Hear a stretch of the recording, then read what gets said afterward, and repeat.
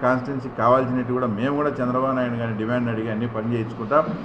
ఎంత బాధాకరమైన విషయం అంటే ఇద్దరు ముఖ్యమంత్రులుగా పనిచేసి పులివెందుల్లో ఈరోజు తాగునీటి సమస్య ఉందంటే వాళ్ళు ఏ రకంగా పరిపాలన చేశారో ఒకసారి మీరు మా పులివెందుల ప్రజలు కూడా అర్థం చేసుకోండి.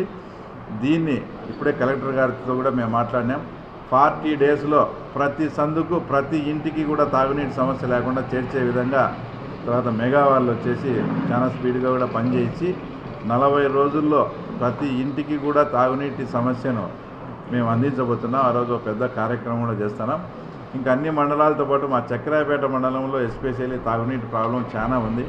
కలెక్టర్ గారు మాట్లాడి రేపే నువ్వు అక్కడ పోయి విజిట్ చేయమన్నాడు.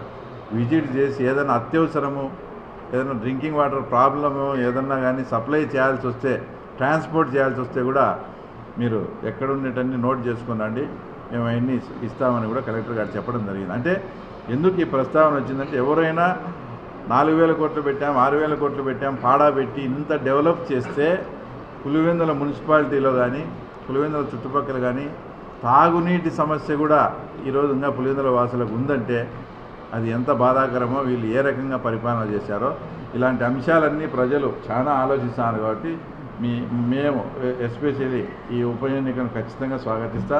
నాకుండే ఏకైక ధ్యేయం కూడా ఒకసారి స్థానిక సంస్థల ఎలక్షన్స్లో ఇండైరెక్ట్ ఎలక్షన్స్లో వైఎస్ కుటుంబాన్ని మేము ఓడించాం.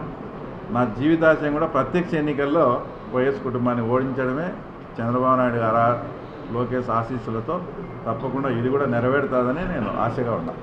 పాడా నిధులకు సంబంధించి ఎంక్వైరీ అన్ని స్టార్టింగ్లో అన్నారు గవర్నమెంట్ వచ్చాక, వాళ్ళదేమీ అంత కనిపించడం లేదు.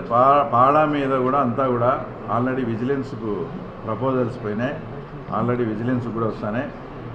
పులివెందుల పాడాలో ఎవరెవరైతే అక్రమాలు చేసి లేని వర్క్ను ఉన్నట్టు ఉన్నదాన్ని లేనట్టు చేసిన వర్క్కే మళ్ళా ప్రపోజల్ పెట్టి మళ్ళా చేసి ఎంత డబ్బు దుర్వినియోగం అయిందో ఆ డబ్బు నయా పైసలతో సహా తప్పకుండా అందరితో కూడా కక్కిస్తాం.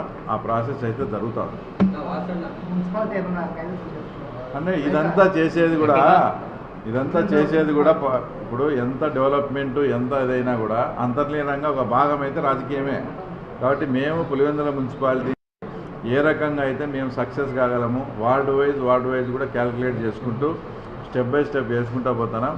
ఇప్పుడు మా ముందు ఇప్పుడు ఈ బై ఎలక్షన్ వచ్చాదా రాదా అనేది పక్కన పెడితే మా ముందుండే లక్ష్యం అయితే ఇప్పుడు పులివెందుల మున్సిపాలిటీ.